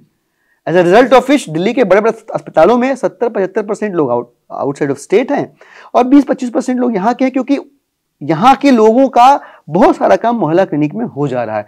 यही मॉडल अगर पूरे देश में रेप्लिकेट कर दिया जाए और हर जगह मोहल्ला क्लिनिक और पॉली क्लिनिक बना दिए जाएं, तो बड़े अस्पतालों की भीड़ कम होगी, लिहाजा वहां पे दवाइयां, टेस्ट, इलाज जो भी होगा वो सब पर्याप्त होगा उतनी संख्या के लिए। और ये जो लोड से चरमरा रही है पूरी स्वास्थ्य व्यवस्था, ये चरमरा कर टूटने ढहने से बच जाएगी। इसके ऊपर काम करना पड़ेगा हम लोग। Sorry to interrupt. अब चूंकि लोग भय में हैं कि पता नहीं उनका इलाज सरकारी अस्पताल में हो पाएगा कि नहीं, तो अब हेल्थ को लेकर सरकार की ओर से उनके पास कोई एश्योरेंस नहीं है, तो क्या करें? इंश्योरेंस लेते हैं। उसका फायदा किसको है? प्राइवेट सेक्टर को है। तो हेल्थ सेक्टर में इंश्योरेंस बूम कर रहा है, पता नहीं कितने %पे। इसलिए आप लोग आयुष्मान भारत नहीं आने दे रहे हैं? हमारे आपके आलोचक कहते हैं कि भाई इतनी वेल इंटेंशन स्कीम से क्या प्रॉब्लम है अरविंद केजरीवाल को? वही प्रॉब्लम है। आयुष्मान भारत और दिल्ली की सरकार की हेल्थ स्कीम को कंपेयर करके देखिए, कहीं आसपास टिकता भी नहीं है। मैं तो उस पर भी जा ही नहीं रहा हूं कि आयुष्मान भारत योजना का लाभ उठाने के लिए ऑफिशियली फॉर्मली आप कैसे एलिजिबल होंगे, उसकी लिस्ट अगर आप पढ़ेंगे, आपके पास फ्रिज है तो आप एलिजिबल नहीं है, स्कूटर है तो एलिजिबल नहीं है, कार है तो एलिजिबल नहीं है, इतने लाख तक का ट्रीटमेंट है, फलाना, ये सारी चीज़ें दिल्ली के सरकारी अस्पतालों के अंदर ही नहीं। आपको तो सब फ्री है भाई, जो इलाज, जो टेस्ट, दो दवाई, जो भी चाहिए आपके पास, कार, स्कूटर, गाड़ी, फ्रिज, टीवी, बंगला है नहीं है, फर्क ही नहीं पड़ता, हम तो सब कुछ फ्री करके दे रहे हैं आपको। अच्छा, आयुष्मान भारत की प्रॉब्लम और भी है, वो 2-3 बहुत बेसिक चीजों को इग्नोर कर देती है। पीएचसी के अंदर उनके डॉक्टर नहीं है, इलाज कौन करेगा आयुष्मान भारत में उनका? मतलब स्टाफ की एब्सेंस को बहुत सारी एजेंसियों ने सर्वे करके रिपोर्ट किया हुआ कि 80% जगहों पे स्टाफ ही नहीं है भाई साहब। 26% लोकेशंस पे ऐसा है कि खाली नर्स ही काम चला रही है। क्या करा लेंगे वहां पे आयुष्मान भारत योजना से जाके? आप कुछ नहीं। अच्छा, फायदा किसका होगा फिर? प्राइवेट अस्पतालों का फायदा होगा। तो दिल्ली के अंदर कोई दिक्कत परेशानी हो तो हम आयुष्मान भारत योजना लागू करें। यहां तो दिल्ली की सरकार की योजना way better than so many other countries है। Forget about central government schemes. तभी बाहर के लोग आए और उन्होंने मोहल्ला क्लिनिक के सिस्टम को स्टडी करके, इनफैक्ट दिल्ली के अंदर भी भारतीय जनता पार्टी और कांग्रेस की कुछ सरकारों ने भी इस इनिशिएटिव को अपने यहाँ लागू करने की कोशिश करी और शुरुआत करी। अब यह है कि आइडिया एक बात है, उसका इम्प्लीमेंटेशन, एग्जीक्यूशन अलग बात है। तो कितना सक्सेसफुल हुआ मुझे नहीं पता स्टार्ट्स के टर्म्स में, बट दिल्ली ने जो हेल्थ का दिल्ली मॉडल दिया है वही समाधान है। आप कह रहे हैं, जैसे अभी आपने थोड़ी देर पहले ही बताया कि जो अस्पतालों में भीड़ का मसला है, आपके पास भी लोग फ़ोन करते ही रहते हैं कि बेड दिलवा दीजिए, और ये महामारी की बात नहीं है, ये आम दिनों की बात है। हम लोग भी कभी, हम लोग पत्रकार हैं, 20 लोगों को जानते हैं, उसके बाद भी हम लोगों के साथ भी ये हो जाता है कि कई बार फ़ोन करना पड़ता है, नहीं मिल पाता है बेड, है ना, उन्हीं बड़े अस्पतालों में जिनकी बात आप लोग कर रहे हैं। और उसमें एक ये बात मैं बिल्कुल मान लेता हूँ कि हाँ, एक माइग्रेंट पॉपुलेशन है, और लेकिन हमें मानना पड़ेगा कि उनका हक बनता है। बिल्कुल बिल्कुल, मैं तो स्वागत है और फक्र महसूस करते हैं हम, अगर वो दिल्ली आके इलाज कराना चाहते हैं, उनका हक बनता है। दुख तो इस बात का है कि उनके राज्यों में उनकी सरकारों ने, वहाँ की जो सरकारें हैं, उन्होंने पर्याप्त काम नहीं किया, तभी भी उन लोगों को, बेचारों को परेशान होना पड़ रहा है। सवाल मेरा ये है कि यही जो चीज थी, ये आज से 11 साल से आम आदमी पार्टी सत्ता में है, यही चीज पहले भी कही जाती थी कि देखिए माइग्रेंट पॉपुलेशन का हम इलाज कर रहे हैं। 11 साल बाद भी हम उसी पे हैं कि देखिए माइग्रेंट पॉपुलेशन का इलाज कर रहे हैं। मैं तो ये कह ही नहीं रहा हूँ, मैं बिल्कुल नहीं कह रहा हूँ।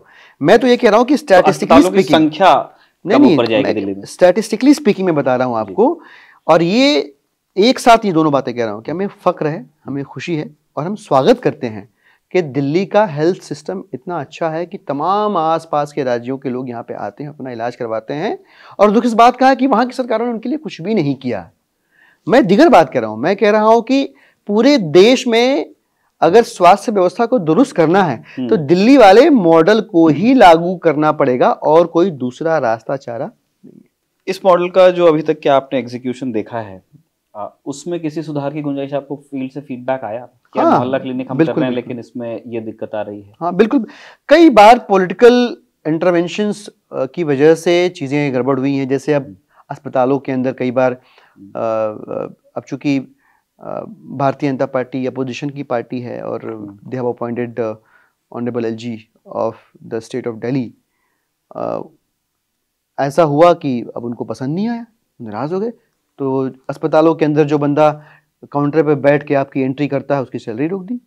अब वहाँ गार्ड कहीं बैठा हुआ है, कहीं कोई अनट्रेंड स्टाफ बैठा हुआ है, उसको पता नहीं कंप्यूटर कैसे चलाना हुआ है। ऐसे ही मोहल्ला क्लिनिक के एम्प्लॉयज़ की सैलरी रोक दी भाई साहब।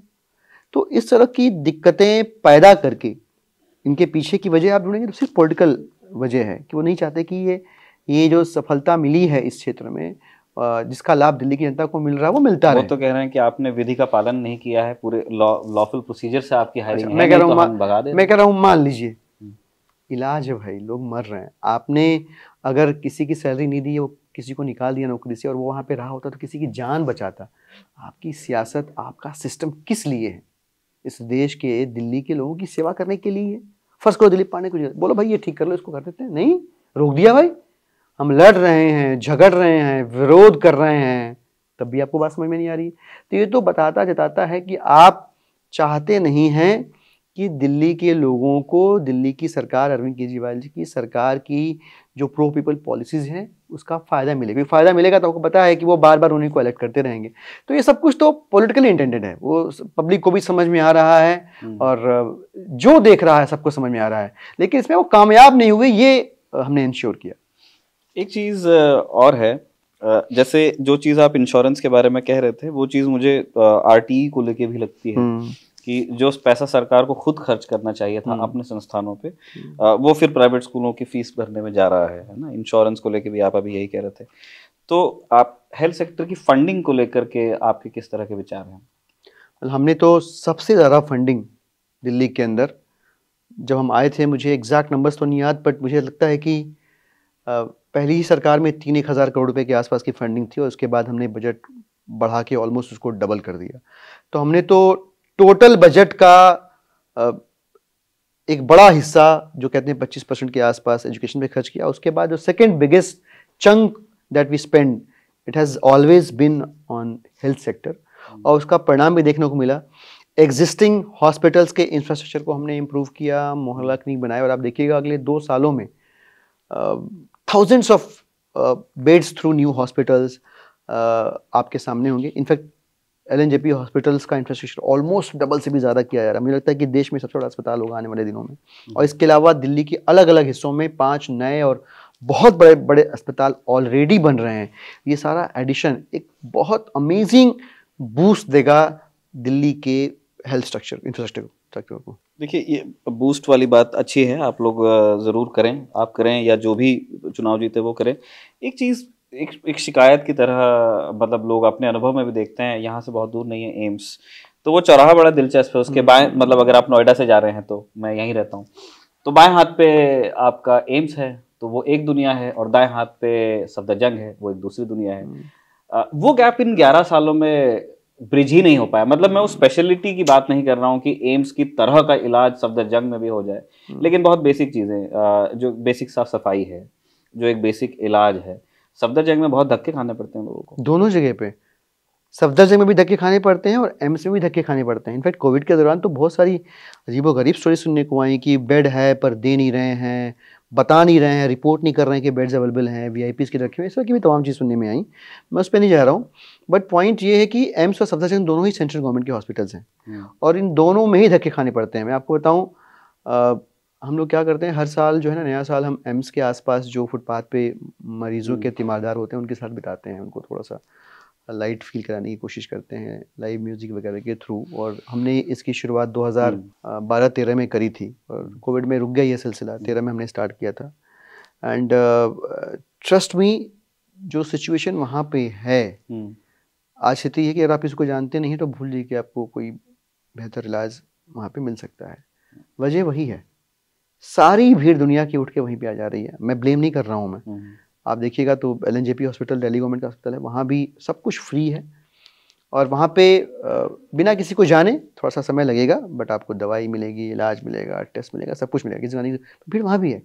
सोल्यूशन क्या है? सोल्यूशन ये है कि आपको ये 3 टायर सिस्टम पर स्विच करना पड़ेगा अगर आप चाहते हैं कि विश्व स्तरीय स्वास्थ्य सुविधाएं आम लोगों को और सभी लोगों को बराबर तरह से मिलें। तो ये 3 टायर सिस्टम के अलावा कोई समाधान नहीं, मल्टी प्रॉन्ग स्ट्रेटजी के अलावा कोई समाधान नहीं है। आप नीचे के लेवल पे मोहल्ला क्लिनिक बनाइए, बीच के लेवल पे पॉलीक्लिनिक्स, और उसके बाद बड़े अस्पतालों के इंफ्रा को इम्प्रूव करिए, फैसिलिटीज़ को इम्प्रूव करिए, दवाइयाँ, टेस्ट और इलाज सब फ्री करिए।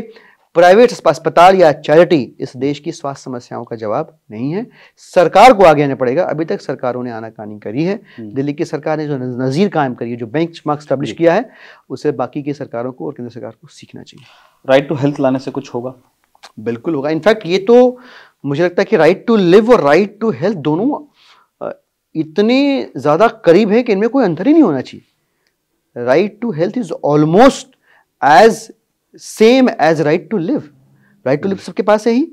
अच्छी सेहत का भी हक इस देश के हर एक नागरिक को होना चाहिए और ये प्रोवाइड करने की जिम्मेदारी, चूंकि सरकारें दुकान नहीं है, बिजनेस एंटिटीज नहीं है, सरकारों की जो अवधारणा है वो वेलफेयर स्टेट की बात हम करते हैं, प्रॉफिट सेंटर्स नहीं है। लिहाजा ये जिम्मेदारी उनको मुहैया कराने की वर्ल्ड क्लास हेल्थ सर्विसेज सिर्फ और सिर्फ गवर्नमेंट की ही होनी चाहिए। और ये जिस दिन हो जाएगा, आप दिल्ली में जो बदलाव देख रहे हैं स्कूलों के संदर्भ में, वही बदलाव आपको पूरे देश में देखने को मिलेगा कि लोग, मैं अपने घर की बात बताऊं, मैं अपने घर वालों का इलाज गवर्नमेंट हॉस्पिटल्स में करवाता हूं। मुझे पता है कि वहाँ डॉक्टर अच्छे हैं, वहाँ इलाज अच्छा है, वहाँ तरीके से उनकी देखभाल होगी, सब कुछ अच्छे से होगा। मोहल्ला क्लिनिक जाता हूँ मैं। तो ये जिस दिन हो गया, आप देखेंगे कि प्राइवेट सेक्टर की इंडिपेंडेंस बनी रहेगी। उनको जितना अच्छा करना है, जो करना है वो करते रहेंगे, लेकिन बाय एंड लार्ज जो एक बड़ा हिस्सा देश की पॉपुलेशन का है वो अब सरकारी अस्पतालों पे विश्वास करना शुरू कर देगा, भरोसा करना शुरू कर देगा।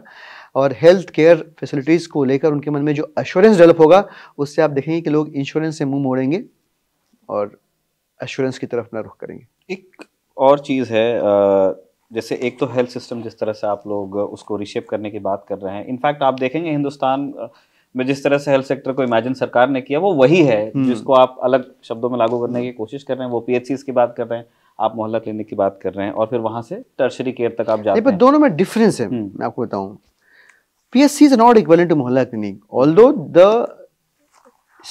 the layer at which it has to be implemented same।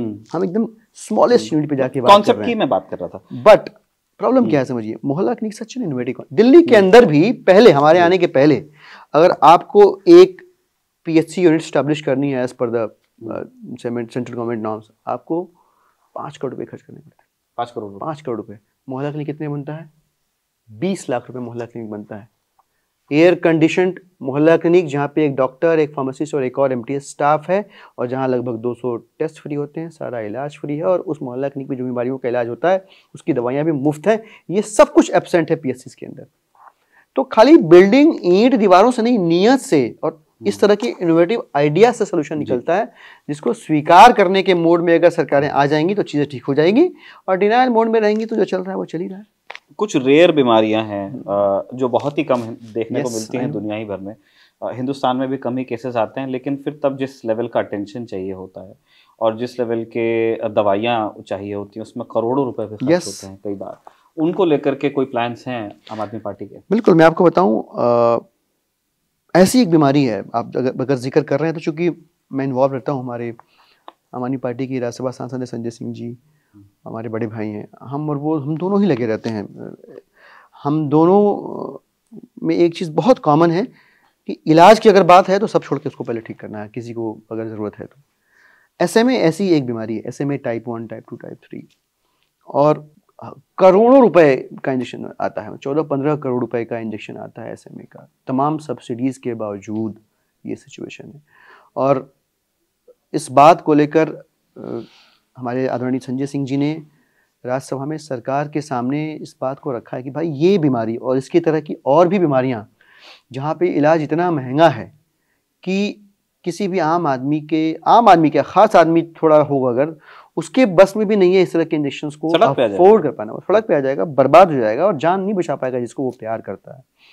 तो अब चूंकि इसमें ये सारी चीजें इंपोर्ट होती हैं, बाहर से आती हैं, लिहाजा दिल्ली की सरकार के स्तर पे हस्तक्षेप की संभावना है ही नहीं, शून्य है। इस तरह की बीमारियों में सेंट्रल गवर्नमेंट को पॉलिसी लेवल पे इंटरवेंशन करके यह सुनिश्चित करवाना पड़ेगा कि इस तरह की जो दवाइयां बाहर से बन के आ रही हैं, देश के अंदर प्रवेश करने पे सरकार की ओर से उन दवा कंपनियों को जिस तरह के अमाउंट की एक्सपेक्टेशन वो कर रही हैं वो प्रोवाइड किया जाए, और ये इंश्योर हो कि यह इलाज जो है अस्पतालों में, इसमें सेंट्रल गवर्नमेंट स्टेट गवर्नमेंट से किसी भी किस्म का कोऑपरेशन चाहती है तो उनको लिख भेजे। दिल्ली की सरकार बिल्कुल कोऑपरेट करेगी, पंजाब की सरकार बिल्कुल कोऑपरेट करेगी अगर जरूरत है तो, बट उस स्तर पे हस्तक्षेप की महती आवश्यकता है। तब तक जो है इस तरह की जो आप कोऑपरेट करने को तैयार है मोदी सरकार से? 200%। अभी हमने काफी बातें की हेल्थ सेक्टर में किस तरह के सुधार की गुंजाइश आपको लगती है, और काफ़ी इनोवेटिव आपके आइडियाज़ हैं। कुछ आप अपनी पार्टी के हवाले से आपने बताया, कुछ आपने अपने अनुभव के आधार पर बताया। आप विधायक हैं, एक्टिव दिखते हैं, सोशल मीडिया प्रोफाइल जब हम आपकी देखते हैं, मोहल्लों की आप वो गलियों की तस्वीरें डालते हैं बिफोर और आफ्टर वाली, और चीफ विप पे भी रहे, आप अपना कार्यकाल अभी पूरा करने वाले हैं।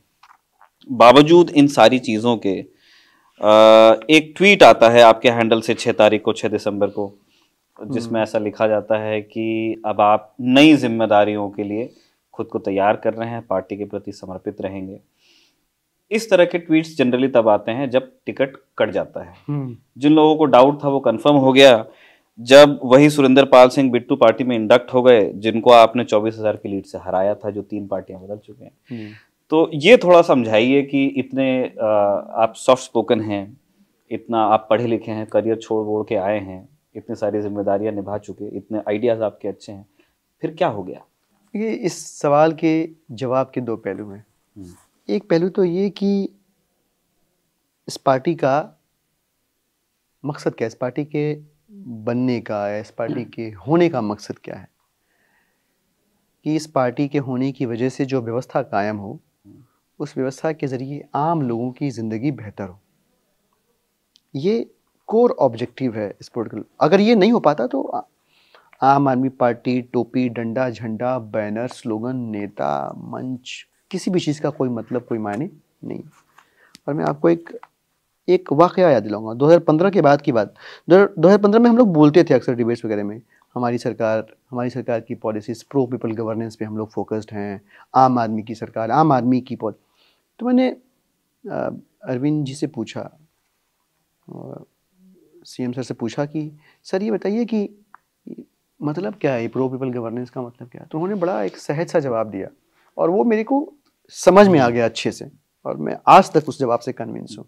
अभी ने कहा कि देखो किताबों में तो प्रो पीपल गवर्नेंस है, गवर्नेंस की बहुत सारी परिभाषाएं मिलेंगी, पर मुझे लगता है, उन्होंने कहा, मुझे लगता है कि एक अच्छी सरकार या एक प्रो पीपल सरकार का मतलब कि जिस किसी के पास किस्मत का दिया या ईश्वर का दिया थोड़ा है, सरकारों को उसके लिए थोड़ा ज़्यादा करना चाहिए। अगर सरकार ऐसा कर रही है तो ठीक सरकार है, प्रो पीपल सरकार है, अच्छी सरकार है। नहीं कर रही है तो फिर इंट्रोस्पेक्ट करने की ज़रूरत है और करेक्टिव मेजर्स लेने की ज़रूरत है। और ये बात मुझे समझ में आ गई और मैं आज भी बड़ी जिम्मेदारी से कह रहा हूँ मैं कि आप हमारी सरकार के गवर्नेंस को देखेंगे तो उसके कोर में, उसके न्यूक्लियस में एक ही चीज़ है, कैसे आम लोगों की ज़िंदगी बेहतर हो, अपनी मेहनत से अपनी किस्मत लिखने वाले लोगों की ज़िंदगी कैसे बेहतर हो। इस पार्टी में मेरा होने का मकसद या मेरे बने रहने के पीछे का संतोष भी यही है। आम आदमी पार्टी की जो टोटल पॉलिटिक्स है, उस टोटल पॉलिटिक्स में चुनाव लड़ना एक बहुत छोटी बात है। मेरा अतीत आप जानते हैं, बहुत सलीके से आपने मुझे इस इंटरव्यू में इंट्रोड्यूस किया तो आपने बताया कि मैं सह संयोजक था, फिर संयोजक भी हुआ। मैं संगठन का आदमी रहा हूँ, ईमानदारी की बात करें तो चुनाव लड़ने की कभी ख्वाहिश रही नहीं।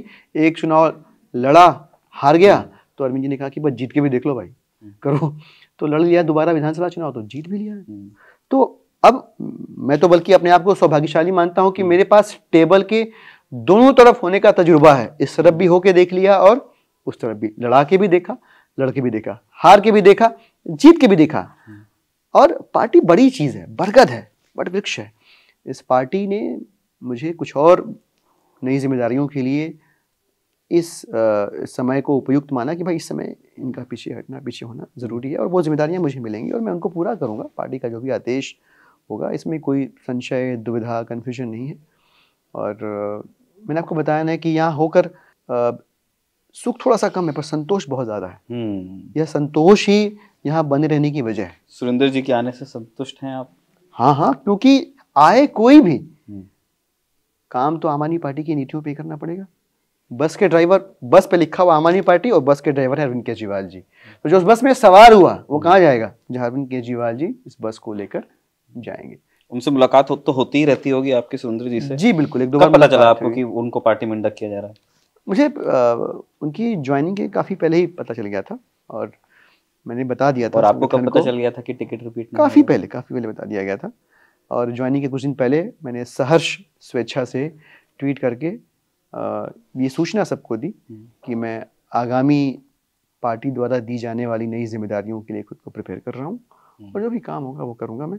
अभी इनफैक्ट अभी मैं चूँकि स्टेट का वाइस प्रेसिडेंट हूँ तो पूर्वी लोकसभा की जिम्मेदारी मेरे पास है, तो वहाँ की विधानसभाओं की देख रेख कर रहा हूँ मैं।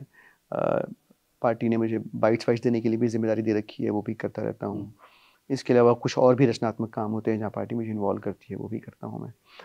इसके अलावा जो थोड़ा बहुत समय बचता है वो किताब और लिखने पे जाता है। अभी एक नई किताब आपकी आई भी है जी। और despite not being a fan of fiction, Arvind Kejriwal वहाँ आए, 1.5 घंटा मेरे ख्याल थे। जी। तो दिखा उसमें कि मतलब वो मानते तो हैं आपको लेकिन बहुत प्यार करते हैं। टिकट मेरे लिए अभिभावक, वाली चीज़, बड़े भाई, पिता हाँ, समान जो भी हैं, जो भी कहिए। लेकिन आपके वेलविशर्स ने कहा कि अरविंद केजरीवाल मानते हैं दिलीप पांडे को, लेकिन टिकट इसलिए रिपीट नहीं किया क्योंकि आदमी ठीक है दिलीप पांडे, लेकिन नेता नहीं है।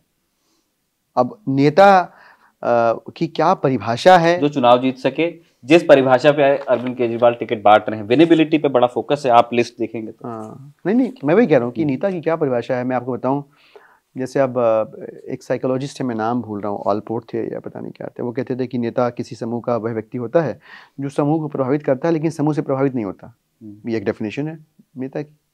तो मैं उस मायने में नेता हूँ कि नहीं, वो एक मसला है, वो एक सवाल है। मुझे लगता है कि इस पार्टी को हमने बनाया है और हम कहीं से आए नहीं हैं, इस पार्टी को बनाने वालों में से हैं। और सबसे बड़ी बात यह कि इस पार्टी में रहकर इस पार्टी से बनी हुई सरकार के ज़रिए जिन लोगों की ज़िंदगी बेहतर हो रही है, वो मेरे लिए ऊर्जा का, हौसले का, संतोष का स्रोत है। और वो स्रोत जब तक अनवरत निर्बाध जारी है तब तक अपनी सेवा भी जारी है, इसमें कोई कन्फ्यूजन नहीं। तो आपने अपने ट्वीट में ये भी लिखा है कि आने वाले दिनों में दूसरी जिम्मेदारियों के लिए आप खुद को तैयार कर रहे हैं और स्वीकार करेंगे जो उत्तरदायित्व, तो ऐसा कोई कम्युनिकेशन है कि कहाँ अकोमोडेट करेंगे? देखिए, एक बात का घमंड मुझे और भी रहता है कि मैं इस पार्टी में शायद one of the very few people हूँ जिसने इस पार्टी के बनने के पहले के दफ्तर में रिसेप्शनिस्ट से लेकर के जंतर मंतर पे दरी बिछाने से लेकर के फास्ट रखने, लाठी खाने, जेल जाने और फिर इसके बाद चुनाव लड़कर हारने और जीतने तक का सफ़र तय किया है। तो मतलब मैं सब कुछ कर सकता हूँ। तो जो सब कुछ कर सकता है उसके लिए संभावनाएं अपार है। तो अपार संभावनाओं की फहरिस्त में से पार्टी का नेतृत्व जो है, हमारे जो बड़े भाई हैं, हमारे जो अभिभावक हैं अरविंद केजरीवाल जी, जो भी आदेश करेंगे स्टार्ट टू एंड, जितने भी कामों का जिक्र किया उनमें से जो भी आदेश करेंगे वो करेंगे। ठीक बात है। हमें ये बताइए सर आप कि अभी तक के हम आपकी पॉलिटिकल जर्नी को लगभग पूरा ही एक्सप्लोर कर चुके हैं, है ना, और आपने अब एक मन बना ही लिया है। आप कह रहे हैं कि कोई बात नहीं, जिस तरह जैसा जो जिम्मेदारी दी जाएगी उस पर मैं आगे बढ़ जाऊंगा।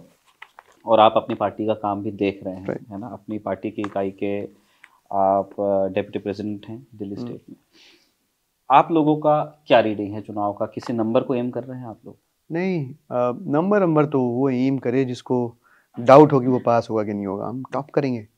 आप कभी देखिएगा जो लड़का IIT में ऑल इंडिया रैंक 1 लाता है, या UPSC में ऑल इंडिया रैंक जिसकी 1 होती है, उसके रैंक 1 आने के पहले की बातचीत आप उसकी सुनिएगा कभी, वो 90% आएगा, 60% आएगा, इसकी चिंता में नहीं होता है। उसको तो पता है कि वो जिस ऊर्जा, जिस हौसले और जिस तैयारी से आगे बढ़ रहा है, टॉप ही उसका अल्टीमेट गोल है। और मैं ऐसा किसी घमंड से नहीं कह रहा हूँ। मैं दिल्ली की जनता जो है, अरविंद केजरीवाल जी और उनकी सरकार की जो प्रो पीपल पॉलिसीज़ हैं, उसकी डायरेक्ट बेनिफिशरीज है। इस सरकार ने यहाँ के लाखों लोगों की ज़िंदगी को पहले से बेहतर बनाया है। और मैं पॉलिटिकली मोरली नहीं कह रहा हूँ, मैं स्टैटिस्टिकली कह रहा हूँ। मैं इस सरकार के होने की वजह से स्कूल, अस्पताल, बिजली, पानी, तीर्थ यात्रा, महिलाओं की बस में यात्रा फ्री, इन सारी चीज़ों ने यहाँ के लोगों को एम्पावर किया है, सोशली, फाइनेंशियली, पॉलिटिकली, और they feel like the stakeholder of this government. और इस आधार पर मैं कह पा रहा हूँ कि आप बिल्कुल चिंता मुक्त रहें। मतलब एक आध सीट कम ज़्यादा की बात मैं नहीं कह रहा, बट धमाकेदार वापसी होगी सरकार की, आम आदमी पार्टी की सरकार की, और अरविंद जी फिर से CM बनेंगे। क्योंकि जब हम भारतीय जनता पार्टी के लोगों से मिलते हैं तो वो तो बहुत कॉन्फिडेंट है कि जो आपने हरियाणा में देखा वो दिल्ली में होगा। हाँ, देखिए, आप किसी को भी सपने देखने से, ख्वाब देखने से कैसे रोक सकते हैं? मैं तो बल्कि कुछ साथी मुझसे भी मिलते हैं, कहते हैं मैं कहीं मन के लड्डू खा रहे हो तो फिर फीके क्यों खा रहे हो? बोलो कि 70 सीटें जीत जाएंगे जी, हमारी सरकार बन जाएगी, फिर दिल्ली फुल स्टेट बन जाएगा, फिर मतलब अब इन बातों की कोई सीमा नहीं है। उनका निकम्मापन, उनकी अकर्मण्यता को दिल्ली के लोगों ने देखा है। They have been the way they have been recipient of the policies of Delhi government, Arvind Kejriwal ji government, they have always been recipient of ineffectiveness of BJP। They have seen them governing MCD, कैसे किया, क्या सत्यानाश किया MCD के अंदर, ये भी देखा उन लोगों ने। तो कहने को तो आप किसी को कुछ भी कहने से रोक नहीं सकते, बट दिल्ली के अंदर दिल्ली ने तय किया हुआ है कि अरविंद केजरीवाल जी का कोई रिप्लेसमेंट नहीं है, आम आदमी पार्टी की सरकार का कोई रिप्लेसमेंट नहीं है। और मुझे पूरा विश्वास है कि दिल्ली वाले फिर से केजरीवाल जी को लेंगे। आप कह रहे हैं कि दिल्ली वाले फिर से अरविंद केजरीवाल को जिताएंगे। आप कामों का विवरण भी दे ही रहे हैं। आपके सोशल मीडिया पे हम देखते हैं कि किस तरह से गलियों की तस्वीरें आप डालते रहते हैं। हमने पहले भी जिक्र किया। आपके एक फॉर्मर कॉलीग हैं स्वाति मालीवाल, उनके भी हम वीडियोस देख रहे हैं। वहाँ पे जो गलियाँ दिखती हैं, स्वाति मालीवाल की पॉलिटिक्स को एक वक्त के लिए हटा देते हैं, लेकिन कच्ची दिख रही हैं, कीचड़ दिख रहा है, सीवेज सड़क पर दिख रहा है। और पहले आम आदमी पार्टी की शिकायत थी कि MCD काम नहीं करने देती है, MCD भारतीय जनता पार्टी के पास है। अब वो स्थिति नहीं है। क्या कहना चाहिए? ईमानदारी की बात करता हूँ मैं, किसी एक व्यक्ति विशेष का जिक्र करने की वजह से नहीं, बट ये तो समझना पड़ेगा ना कि पूरी दिल्ली में फर्ज करो कि 100 गलियाँ हैं, तो 100 तो नहीं ठीक हुई होंगी। और कितनी गलियाँ ठीक हो गई होंगी? हाँ, पर मतलब आप समझिए कि 95% चीज़ें दुरुस्त हो चुकी हैं। दिल्ली के अंदर 2-3%, 4% इलाके ऐसे होंगे जहाँ पे पाइप से पानी नहीं जा रहा होगा। अदरवाइज इस सरकार ने हजारों किलोमीटर के नेटवर्क को, उसमें से काला पानी निकल रहा है। मैं बता रहा हूँ, आप देखिए, आप टारगेट करके जाइए आप, तो दिल्ली की सरकार के 1000 स्कूल है, तो 1 स्कूल में कहीं कोई दिक्कत परेशानी मिल जाएगी। आप उसी को नहीं कह सकते कि यही हाल सारी स्कूलों का है। जैसे मैंने आपको बताया कि मेरे यहाँ 14 स्कूल हैं, 14 के 14 स्कूलों में सब कुछ एक समान हो, ये नहीं हो सकता। मतलब 14 शानदार हैं, 14 भरे हुए हैं स्टूडेंट से, खूब पढ़ाई हो रही है। एक आध जगह हो सकता है कुछ आपको थोड़ी बहुत दिक्कत हुई। अब इसका ये मतलब नहीं कि आप उसी रंग से पूरी सरकार को पेंट कर दें, समझ रहे हैं आप? तो बहुत काम हुआ, पर सब हुआ ये नहीं कह रहे, और सब नहीं हुआ तो इस बार जो रह गया, जैसे अरविंद जी ने तो खुल के कहा ना कि भाई यमुना वाला काम थोड़ा सा रह गया, इन्होंने हमको जेल में डाल दिया, वरना वो काम भी जैन साहब और हम सब मिलकर कर लिए होते, तो एक बार फिर से बुलाइए, उसको भी हम दुरुस्त कर देंगे। तो सब काम नहीं हुआ है, आप ले आइए दोबारा, देखिए इस बार सारे काम कर देंगे, जो रह गया वो भी कर देंगे। किसी घमंड में नहीं है, हम स्वीकार करें पूरी विनम्रता से कि कुछ एक चीजें रह गई होंगी। आपको क्या लगता है? बट उस विनम्रता को दिल्ली के लोग समझ रहे हैं और कह रहे हैं कि नहीं भाई ठीक है, आप आइए और इस बार जो रह गया उसको भी ठीक कर दीजिए। आपको क्या लगता है कितने लोग इस बात को गंभीरता से लेंगे, जिन्होंने इस बात को सुना है कि अगर जेल टर्म नहीं होता अरविंद केजरीवाल का तो यमुना साफ हो जाती? हो जाती, बिल्कुल हो जाती, 100% हो जाती। क्योंकि जो जब मैं कह रहा हूँ, मतलब ऐसा, सॉरी टू इंटरप्ट यू, हम जब से, मैं तो अपने करियर का, मैंने ज़्यादा काम नहीं किया, 7-8 साल का मेरा करियर है अभी तक। वो जो झाग वाली फोटो है वो एक ही घाट से आती है, उसी तरह की आती है, नदी के पानी का कलर चेंज नहीं हुआ है, लोग जा रहे हैं। अब हम भी रिपोर्टर भेज देंगे, जो दिखेगा आप जानते हैं। और बहुत लंबे समय से अरविंद केजरीवाल ये कह रहे हैं कि मुझे मौका चाहिए, मुझे मौका चाहिए, नदी साफ हो जाएगी। देखिए, अरविंद केजरीवाल जी के गाइडेंस में, निर्देश में, सत्येंद्र जैन साहब उस समय विभागीय मंत्री थे, जल बोर्ड उनके पास था या विभाग उनके पास था, उन्होंने काम करना शुरू कर दिया था और उनका टारगेट था कि 2025 आते आते इसे साफ कर देना है।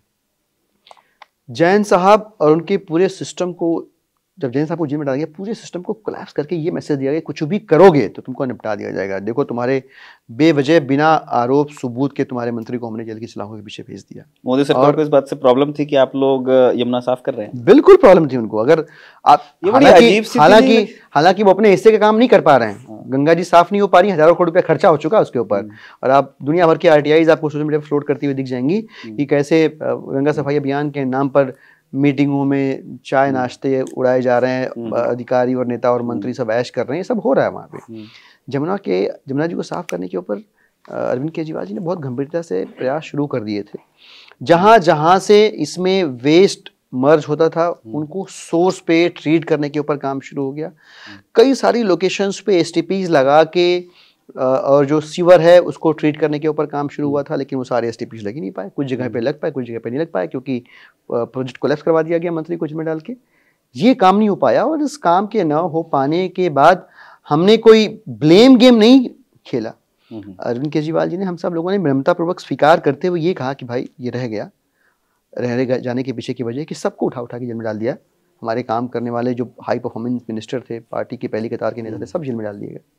इस बार समय लीजिए, इसको भी करके दिखाएंगे। देखिए, मुझे दिल्ली के वोटर की बड़ी चिंता होती है कि देखिए, अच्छे इंटेंशन की कहीं पूछ नहीं है ना।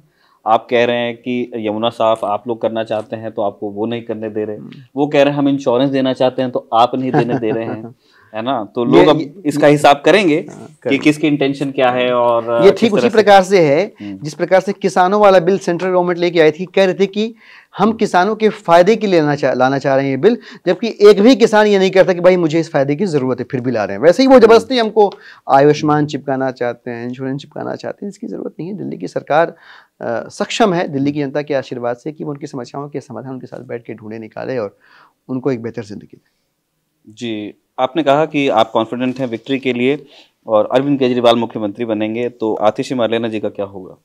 हम सब अरविंद केजरीवाल जी के सिपाही हैं, और एक सिपाही के तौर पे हमें तो बस इंतजार रहता है, हम आतुर बैठे रहते हैं कि अब कौन सी जिम्मेदारी हमें मिलने वाली है।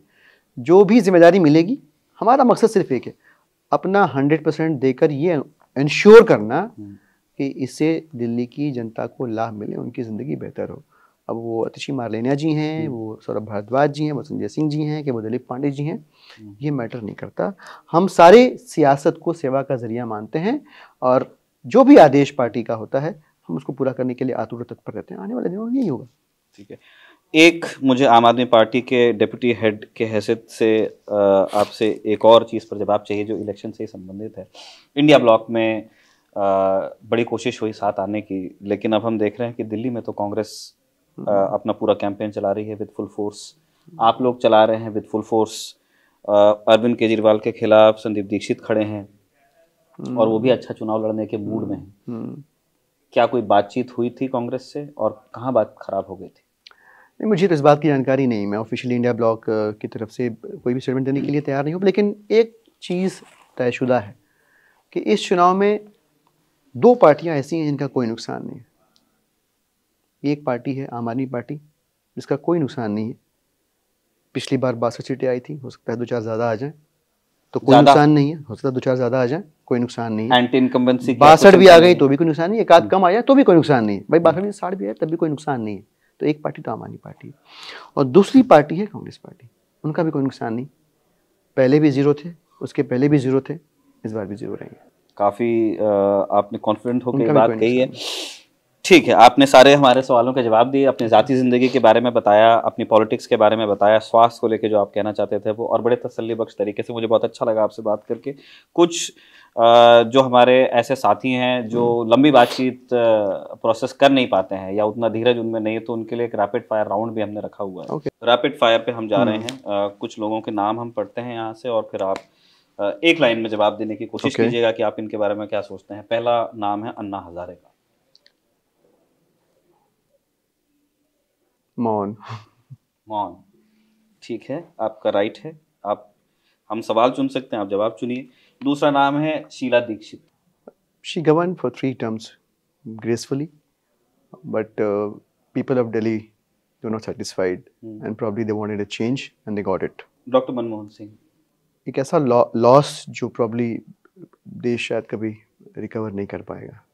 आई really respect that man as a great economist.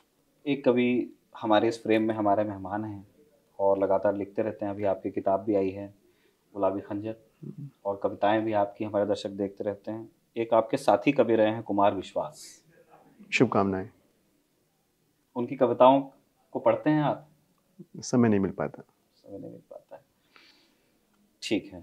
अगला नाम है नरेंद्र मोदी का, प्रधानमंत्री। उन्होंने इस देश की जनता द्वारा जनादेश पे के तौर पे दिए गए एक बड़े अवसर को उसका ठीक से सदुपयोग नहीं कर पा रहे। दिल्ली की सरकार, आम आदमी पार्टी, ये प्रायोरिटी होने की बजाय इस देश में कैसे शिक्षा और स्वास्थ्य के क्षेत्र में बदलाव किए जा सकते हैं, उस मैंडेट का अगर वहाँ सदुपयोग होता तो शायद। Rahul Gandhi. I think honestly speaking जो नाम आप पढ़ रहे हैं, that too big for me, normal person like me to comment on, but I think it's good that इस देश को बचाने के लिए राहुल गांधी जी के नेतृत्व में कांग्रेस इंडिया ब्लॉक का हिस्सा बनी है, और जिसमें तमाम वे लोग हैं जो समझते हैं इस बात को कि बीजेपी के सेंटर में बने रहने की वजह से इस देश का लोकतंत्र और संविधान खतरे में है। तो इस दृष्टिकोण और पृष्ठभूमि में मैं उनकी इस सोच के साथ हूँ। चलिए, बहुत बहुत शुक्रिया। आपने हमारे तमाम सवालों के जवाब दिए, और आज जैसा हमने आपका अग्रिम धन्यवाद किया था, हम दोबारा आपका धन्यवाद करना चाहते हैं। इलेक्शन सीजन चल रहा है, नहीं टिकट आया है, लेकिन नेता व्यस्त ही होता है। चुनाव के समय में काफ़ी जिम्मेदारियां होती हैं। बावजूद इसके आप अपनी विधानसभा से यहाँ तक का सफ़र, नोएडा में हमारा ऑफिस है, वहाँ तक आए, तसल्ली बख्श बैठे, चाय भी हमारे साथ, और खबरगांव के दर्शकों को इतनी सारी जानकारी, सारे सवालों का जवाब दिया, उसके लिए दिलीप पांडे आपका बहुत बहुत धन्यवाद। Thank you so much. आपका भी बहुत बहुत शुक्रिया। Thank you.